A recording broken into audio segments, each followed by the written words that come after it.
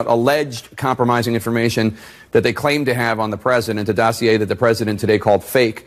A source tells CNN that research for the dossier was paid for in part by Hillary Clinton's presidential campaign, as well as the Democratic National Committee. House Oversight Committee Chairman, South Carolina Congressman Trey Gowdy.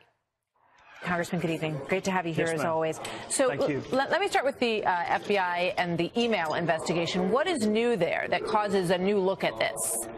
I think the most recent new thing is the allegation that Director Comey or the Bureau may have made up their mind in May of 2016, whereas they announced their decision in July. So they interviewed 24 witnesses after they had already made up their minds. That's the allegation. But Martha, it's more than that. There were Democrats that were really unhappy with the Department of Justice last fall. There were Republicans that were unhappy earlier in the year. And that's the one entity that everyone has to have confidence in. Even if you disagree with the decisions that are reached, you have to understand those decisions and you have to have confidence that they were apolitical.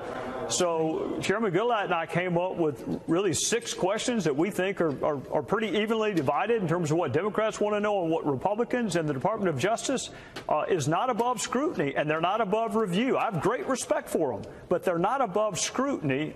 In 2016, in my opinion, left a lot of unanswered questions for the department. Yeah, I know one of those is why the Hillary Clinton investigation was discussed, and the Trump investigation in terms of the possibility of Russian collusion was not discussed. But in terms of what you just mentioned and the political aspect of this, is there any evidence that Loretta Lynch made a phone call, that she asked anyone before she took that meeting with Bill Clinton on the tarmac? If there's evidence of that, Martha, I haven't seen it, and it has not been brought to my attention. But you put your finger on exactly why you need to have investigations. You need to come up with a list of witnesses, and of course she's on that witness list, and then you need to access the documents. Again, you and I are having this conversation because someone sought to access documents from the Department of Justice. So you do all of that, and then you do your interviews, transcribed interviews, which is my preferred way of doing it. And whatever you learn, you share in a public forum. But you don't start with public hearings. You end with public hearings. You have to do the hard work of investigating before you get to that point. And in terms of that, do you expect that you will have access to anyone at the FBI who may have been privy to the writing of the Jim Comey draft when he started to put that together 2 months before reaching his conclusion about Hillary Clinton? Well, that's a really good question, and that's going to be up to the Department of Justice. And so far, in some instances, we have gotten no better cooperation from the current Department of Justice than we did their predecessor. So that remains to be seen, whether or not the Department of Justice is cooperative. I would remind them of this.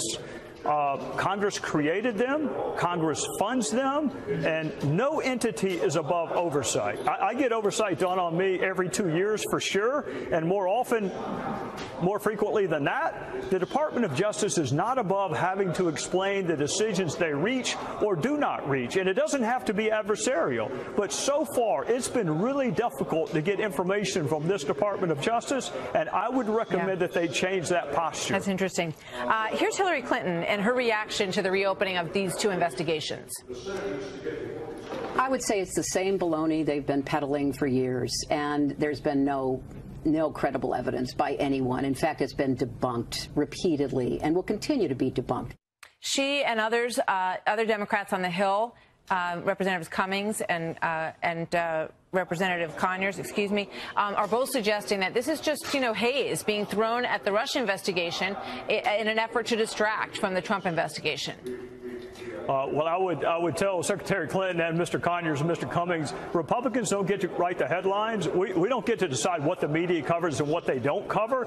God knows they've been covering Russia since January. I spent all day in a skiff interviewing witnesses related to the Russia investigation. So I don't know where Mr. Conyers or Mr. Cummings or Secretary Clinton were today, but I know where I was, which is investigating allegations of collusion. So I'm at peace with what I'm doing, but Congress is actually capable of doing more than one investigation at a time. And there was a time when Democrats did not think Jim Comey was the second coming of Christ. Remember, last fall, Harry Reid wanted him prosecuted for a Hatch Act violation. Sure do. Yeah, so it has cut I don't both know ways. Where this. I got to go, but before I go, have you Yes, found any evidence of collusion on the Trump-Russia collusion investigation? Well, I'm going to be really careful not to do what I think the Department of Justice did, which is draw a conclusion before the end of the investigation. It's still ongoing. To date, there has not been a single witness who has provided a single piece of evidence supporting collusion, coordination, or conspiracy, but we are not through with the investigation. Well, that opens up a lot of questions about the dossier, which we will save for another day, Yes, and another interesting conversation with you, as always. Congressman Trey Gowdy, thank you so much. Major breaking news tonight. The Washington Post first reporting tonight. Fox News confirming the Clinton and the DNC. They, after lying for a year, helped finance the research for that fake news anti-Trump dossier. And also breaking minutes ago, Hillary Clinton's former spokesman, Brian Fallon. They're like racing. Perez is the first. I regret I didn't know about Christopher Steele's hiring pre-election. If I had, I would have volunteered to go to Europe and try to help him. Oh, really? Here with reaction is the author of Defeating Jihad, the Make America Great Again coalition chief strategist, former deputy assistant to the president, Sebastian Gorka, Fox News legal analyst, Greg Jarrett. What I always love about you is you come with research on everything. You start where you want. Uranium One, the dossier. The confidential informant cannot be gagged. The U.S. Supreme Court in a... But he's been gagged. He has a non-disclosure. But it does not prevent him from speaking to Congress. The U.S. Supreme Court said so. McGrain versus Doherty is the case. You cannot gag a witness when Congress wants to talk to that witness. This is why I love Greg Jarrett, for all of you at home. He always knows his stuff. All right, keep going. All right. The Clinton dossier. What strikes me is that Christopher Steele went to Moscow and talked to the Kremlin and gathered false evidence. He paid for it. Yeah. Yeah. The victim here is the President of the United States now, and Hillary Clinton's campaign in the DNC was apparently paying for this. For propaganda, right, for lies, for disinformation from the Russians during the campaign.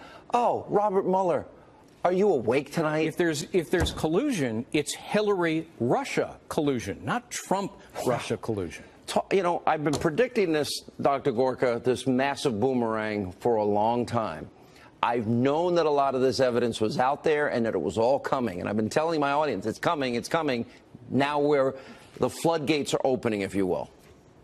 It's like the last scene from that great Tom Clancy movie, The Hunt for Red October, where the bad submarine commander launches the torpedo and it comes back and it sinks his own vessel.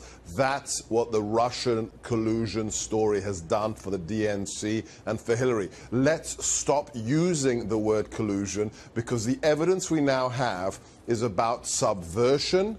It's about sabotaging the political process, and it's about propaganda. In the Cold War, the Soviet Union used what was called active measures to undermine our democracy. This is the Democrat Party, this is the Hillary campaign using active measures to undermine Donald Trump and to undermine the democratic process in America. It is a shocking story. And what really stinks here is Mueller, Rosenstein, Andrew Weissman, and James Comey appear to have covered it all up, the Uranium One deal racketeering scheme of the Russians and money paid to Hillary Clinton and a sleeper agent getting close to Clinton. They never notified Congress. They have a legal duty to notify Congress. Congress would have stopped the sale of the asset. Why would you ever, especially in light of everything the media and Democrats have been saying about hostile actor Vladimir Putin, who in their right mind would give Vladimir Putin 20% of America's uranium and then all the money that flowed back? It stunk to high heaven from day one. Now we just have the evidence. There are two things you never sell to the Russians: plutonium and uranium, with which you make nuclear weapons. Right. They have 1,200 strategic nuclear weapons aimed at us right this minute. And we're supplying them the nuclear material. They all signed off on it. And then all this money flowed back to them, Dr. Gorka. That's the big part of the story. So the cover-up afterwards, the destruction of evidence, the gag order, that's bad in and of itself. But the fact is, these people who are supposed to be investigating this administration that has done nothing wrong, they were complicit Hillary Clinton approved this deal. They are making a big deal about $100,000 worth of Facebook ads by Russia, half of which occurred after the election. This isn't $100,000 worth of ads. This is stuff to make nuclear weapons being given to Vladimir Putin. Can we just ingest the enormity of what we're talking about now? This is a massive scandal. I have said, and I stand by this tonight, they sold out America's national security. Yes, and absolutely. And there's so much more to come. Let's talk about potential crimes. Jeff Sessions, who recused himself, you may recall, in his confirmation hearing from anything related to Hillary Clinton, he said it not once, not twice, 3 times, can still appoint a special counsel to investigate Hillary Clinton over Uranium One, her interference on behalf of UBS with the IRS, and received an enormous amount of money to Bill Clinton and their foundation, and arms sales. All of that can be the subject of a special counsel investigation. And while you're at it, let's throw in the email case, because to me as a lawyer, it is a clear case of the violation mishandling of the Espionage felony, Act. Destroying evidence, felony, obstruction of justice, deleting, breaking up, it would be 110 counts based on 110 classified documents. I want to go back, Dr. Gorka, Bill Clinton's trip. He wanted to ask his own wife's State Department to approve meetings with Russian nuclear officials. Okay, that's insane. Gets double his speaking fee. He is being paid by a bank that has a Renaissance, that has a financial interest in Uranium One. Then he does meet with Vladimir Putin, and his wife signs off on the deal, and then the $145 million kickback.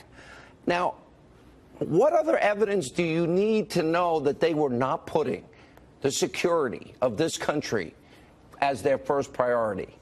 You don't need it. Look, 108 emails of TSSCI, highest level SAP classification on a private homebrew server. We expect this from the Clintons. They're the most corrupt political clan in modern American history. But the issue is how the establishment dealt with it under the Obama administration. How somebody who was a suspect in that investigation was allowed to be the counsel to Hillary Clinton. How the Blackberries were destroyed, and how the laptops that the FBI had were also destroyed by the federal government. That's a banana republic. We have to have Mueller. Mueller has to be fired, and right now AG Sessions has to have a national security special prosecutor. Listen, Attorney General needs to wake up now. This is not a game anymore. Our security. Holder, Clinton, Mueller, Rosenstein, they all knew in 2009. Don't forget and they McCain. approved the deal, Greg. And Holder actually sat on the CFIUS committee, if you can believe that. He was one of the ones that signed off, one of the 9. Yeah, it was a unanimous decision. Hillary Clinton presides over it. All right, guys, we'll have you guys back tomorrow, too. This is a Fox News Alert. I'm Brett Baer in Washington. Tonight, President Trump is claiming vindication over confirmation. The Clinton campaign and the Democrat Party, the DNC, helped fund an opposition research dossier filled with various unproven allegations, all suggesting then candidate Trump had direct ties to the Russians and might somehow be compromised. Over the past 2 days, the Trump administration has touted the significant developments in this story, new investigations. They've also talked about a boom on Wall Street and growing confidence on Capitol Hill that tax cuts may actually be real this year. Our latest Fox News polls showed President Trump's approval numbers sliding just before that, ending on the 24th, that rating dropping 4 points from last month to just 38%. Some suggestion it may have been tied to the dust-up over that condolence call and the coverage of it. But with all these new developments, will that change his approval rating? The Trump administration will tell you they don't care. Aides say the president has had 2 good days, and we have some breaking news tonight about those investigations. We have Fox team coverage tonight. Doug McKelway with a big picture look at the collusion accusation timeline and how we arrived at this point. Catherine Herridge with that breaking news and the latest on the revelations in these investigations. And we start off with Chief White House correspondent John Roberts. Good evening, John. Good evening to you, Brett. First of all, let's start with that unverified dossier. And to put this in perspective, this is the same dossier that the former FBI director James Comey felt compelled to tell the president about in secret at Trump Tower back in January. A one-on-one meeting that got the ball rolling on those now famous Comey memos, which led to the appointment of a special prosecutor. On his way to Texas to review Hurricane Harvey relief and headline a Republican Party fundraiser, President Trump unloaded on the revelations that the Clinton campaign and DNC funded the salacious, unverified dossier about him. Well, I think it's very sad what they've done with this fake dossier. It was made up, and I understand they paid a tremendous amount of money, and Hillary Clinton always denied it. The Democrats always denied it. And now only because it's going to come out in a court case, they said, yes, they did it, they admitted it, and they're embarrassed by it. But I think it's a disgrace. It's just really it's a very sad commentary on politics in this country. President Trump also weighed in on the investigations 3 congressional committees have launched into how Russia acquired 20%